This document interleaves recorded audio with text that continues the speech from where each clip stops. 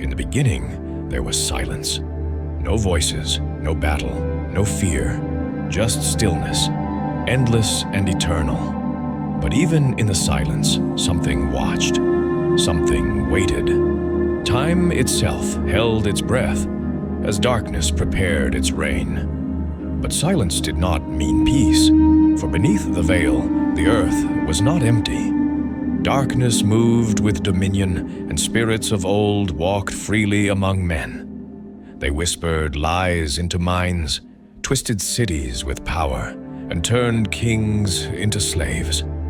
The earth was ruled not by men, but by ancient shadows, unseen, unchallenged, unbroken. As darkness reigns over the earth, a presence beyond time watches silently, the Immortal One.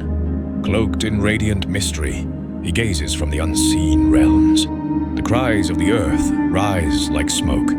He sees the bondage, the torment, and the growing corruption. Then, with divine resolve, he stretches forth his hand into eternity and summons the flame, a sacred fire born not of earth, but of authority and purity. This flame is destined to descend, not just as power, but as purpose, as rescue, as judgment, and as hope. And then the heavens tore open. From realms unseen came a brilliance not made of stars, a flame, not burning, but alive. It moved like thunder, yet silent, blazing, yet pure. The corrupted ones felt it, the sky trembled, darkness hissed.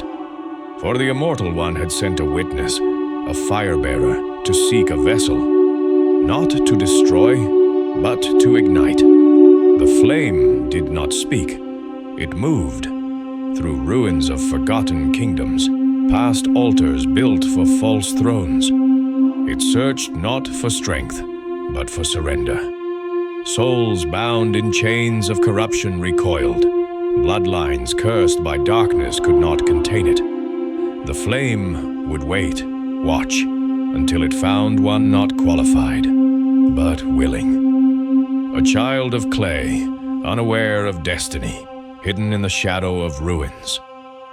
For only in the lowly could the throne of fire find rest. But the fire was not for all. It searched, roaming the ancient lands, seeking vessels worthy, 5 souls across 5 distant realms. The time of awakening had come.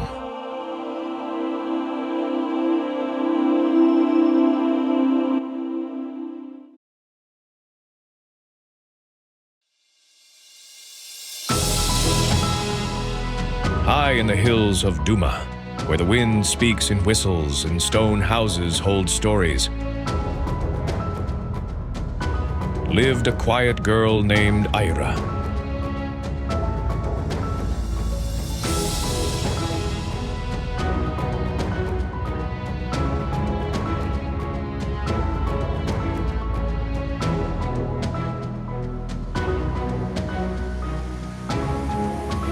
The flame hovered, silent, watchful, then chose. Ira! What's happening to you? What's going on?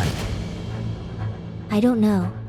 It's burning around me, but I'm not scared. I guess I'm chosen for something I don't understand.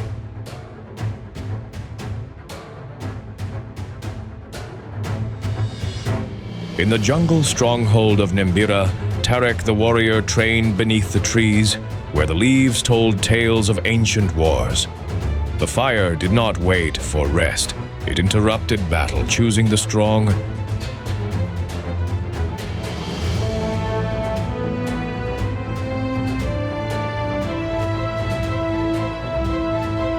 Far beyond the dunes of Onalis, beneath sun-scorched skies,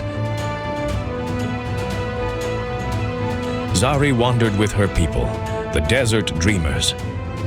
The flame crossed skies to reach her.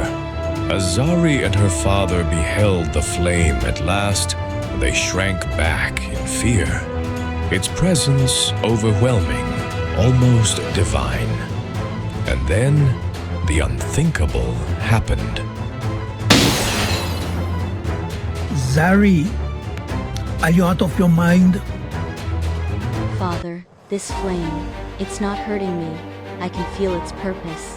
I know it's calling me for something greater. In silence, it came. In fire, it remained. Beneath the black mountains of Vorga, fire is not rare, but this one came from above, not below. Kyle, the smith's apprentice, worked among iron and embers, his hands calloused by heat, his heart hardened by silence. In a place of fire, a new fire awoke, and even though he withdrew in fear, something deeper stirred within. A voice, ancient and strong, whispered from the flame, "You were born of the forge, now be forged anew." His fear gave way to wonder. His hesitation melted into resolve. The fire did not consume him. It claimed him and became one with Kyle's spirit.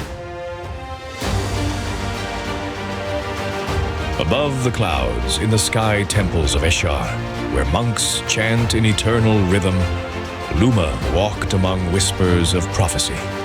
She had heard the prophecies, she just never thought they spoke of her. They were chosen, not for power, but for burden. Each with a path, each with a fire. And though none of them yet knew the others existed, destiny had already written their names in flame. They had been chosen. The war had begun.